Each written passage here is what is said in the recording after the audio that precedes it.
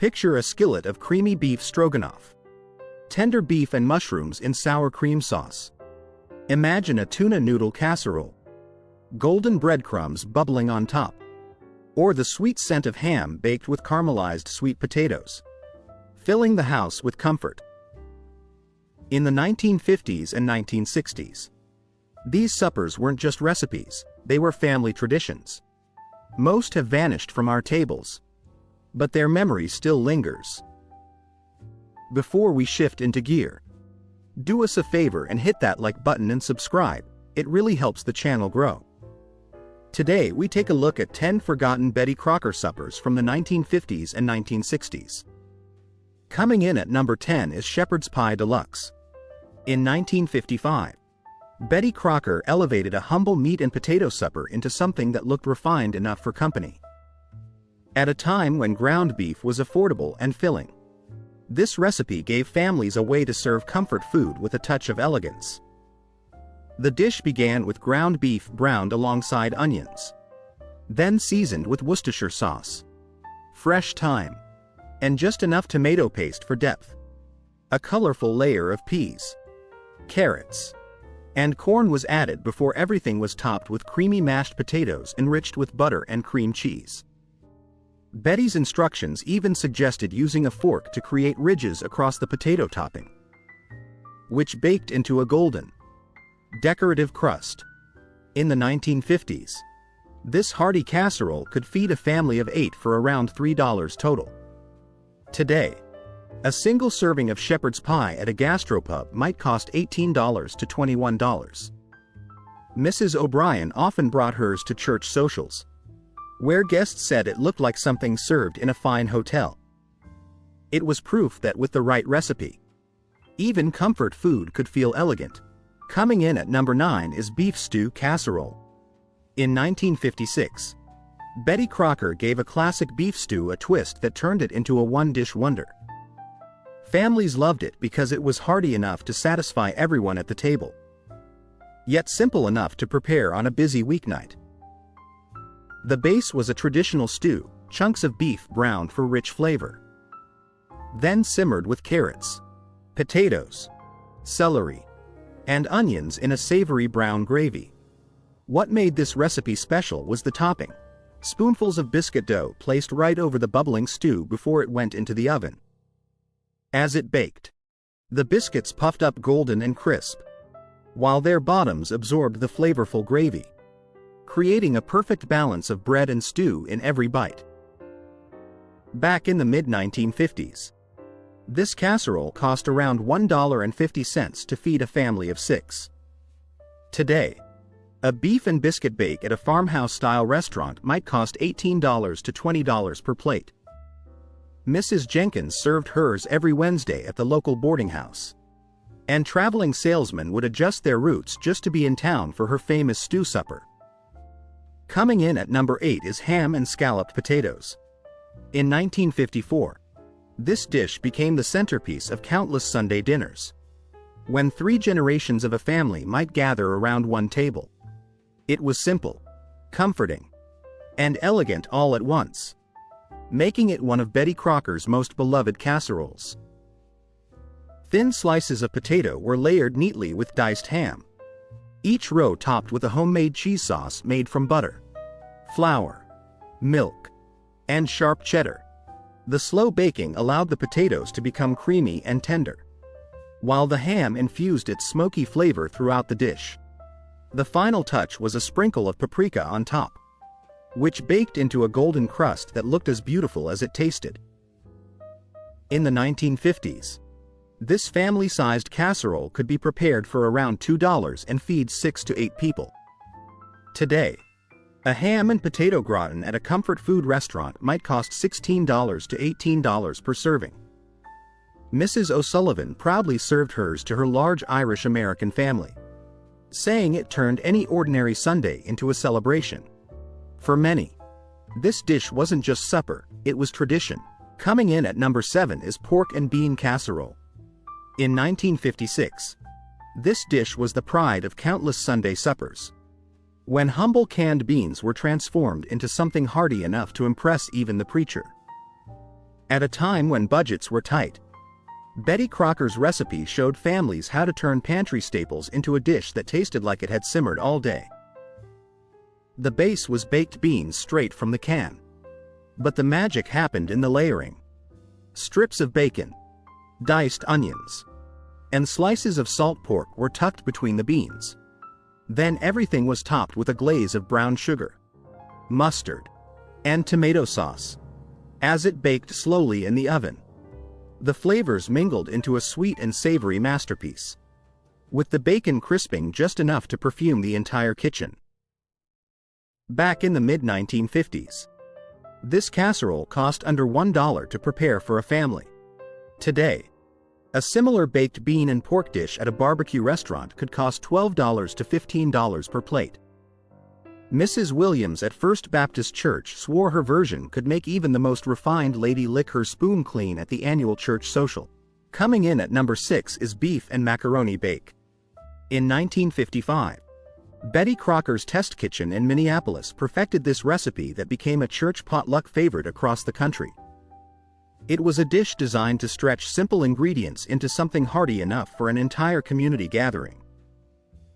The casserole began with ground beef browned alongside onions and seasoned with just salt, pepper, and a pinch of oregano.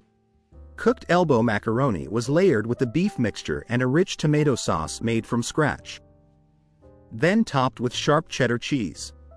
As it baked, the cheese melted into a golden crust that tied everything together. Each serving delivered comfort, warmth, and just the right balance of pasta and beef. In the mid-1950s, this dish could feed a hungry family for around $1.25. Today, a beef and pasta bake at a casual diner or restaurant might run $14 to $16 per plate. Mrs. Patterson at the church hall said it was always the first casserole to disappear at Sunday socials, proving that Betty's recipe wasn't just filling, it was unforgettable. Coming in at number 5 is chicken and dumpling casserole. In 1956, Betty Crocker introduced a recipe that quickly became the definition of comfort food for countless American families. When sickness or hard times came, this was the dish mothers turned to. It was hearty, healing, and filled with love. The recipe called for tender chicken pieces baked in a rich, creamy sauce with carrots, celery, and peas. What made it magical were the dumplings, a simple batter of flour, baking powder, milk, and egg dropped by spoonfuls on top of the hot casserole.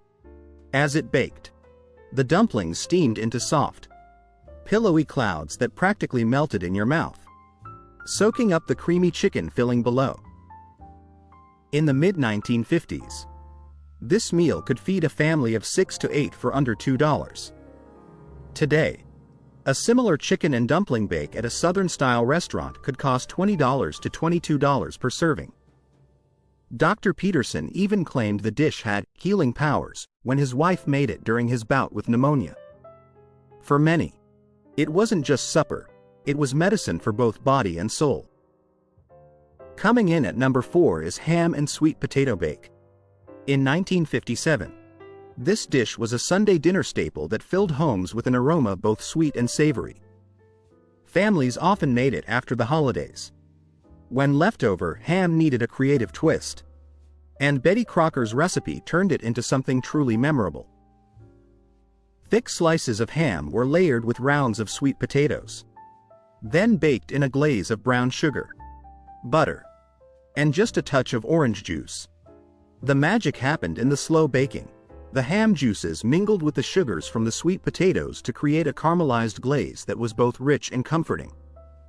The colors alone, golden potatoes against rosy ham, made the dish look elegant enough for company.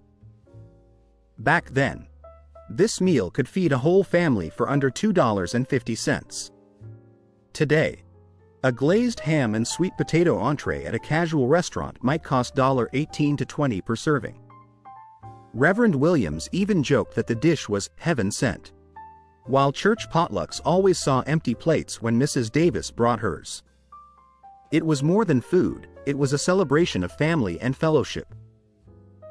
Coming in at number 3 is beef and biscuit casserole. In 1955, Betty Crocker's test kitchen discovered a clever way to turn day-old roast beef into the highlight of a family supper. At a time when wasting food was unthinkable, this casserole gave leftovers a second life and tasted even better than the original roast.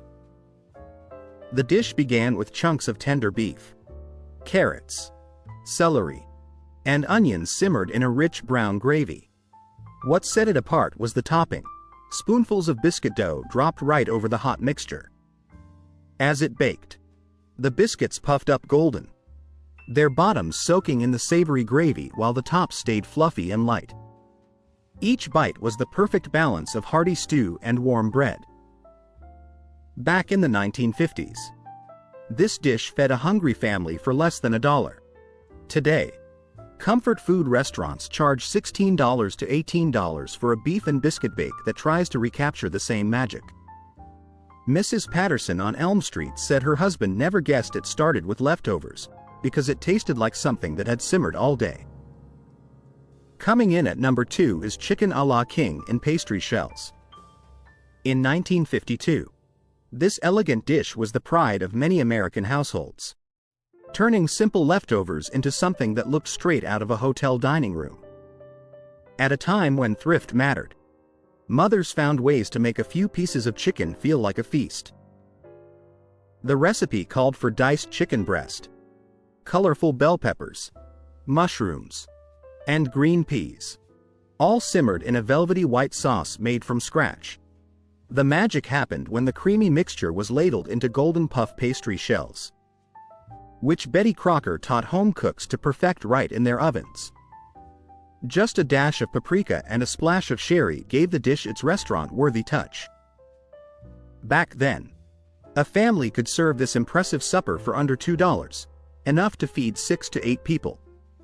Today, a similar chicken and pastry dish at an upscale bistro might cost $18 to $22 per plate. Even the Methodist church ladies called it restaurant fancy when Mrs. Thompson brought it to a potluck supper. Proof that Betty's recipes could make any home cook feel like a professional chef. Coming in at number 1 is tuna noodle supreme.